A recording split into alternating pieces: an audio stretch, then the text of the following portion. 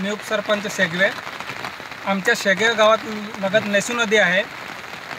तिथं काही एक वर्षापासून आम्ही पुलाची मागणी करत आहोत गावकरी। पुलाच्या पलीकडे स्मशानभूमी आहे। स्मशानभूमीला जाण्यासाठी खूप लोकांचे हाल होत आहे।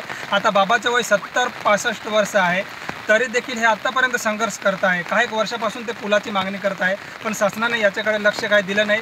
तरी शासनाला एकच विनंती आहे की त्यांनी थोडं लक्ष द्यावं आणि ते पूल मंजूर करून द्यावे, जेणेकरून येणाऱ्या पिढीला जे आम्ही हाल सहन करतोय, जे बाबांनी हाल सहन केलं, ते सहन नाही करावं लागलं। एवढी शासनाला विनंती। आम्हाला पाण्याला पूर आले की गावामध्ये मयत होतं किंवा आम्हाला बाहेर नदीच्या पलीकडच्या शेतात चारा कापायचं किंवा शेतात काही काम करायचं असेल तर आम्हाला उतरून जावं लागतं।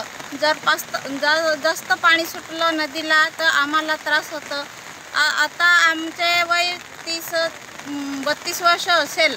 आम्ही याच गावात जन्मला आहे आणि याच गावात सासरवाडीला पण आहे। लहानपणापासून बघत आलं आहे। आता आमचे मुले पण मोठे झाले आहे, तरी पण शासनाने आम्हाला काही इकडं पूल बांधून दिलं नाही आहे। याने आम्हाला फार अडचणी येतात, म्हणून आम्हाला पूल बांधून द्यावे असं माझी विनंती आहे शासनाला। शेगवे गावालगत एक येसू नदी वाहते। तिथं म्हणजे हे लोक 75 वर्ष स्वातंत्र्य होऊन आपल्याला 75 वर्ष झाले। 75 वर्षापासून संघर्ष करत आहे। आज देखील एक मयात इथं झालं, शेगवे गावामध्ये झालं। तर स्मशानभूमी नदीच्या त्या साईडला आहे। तर आज पण हे लोक नदी पार करून घेऊन गेले।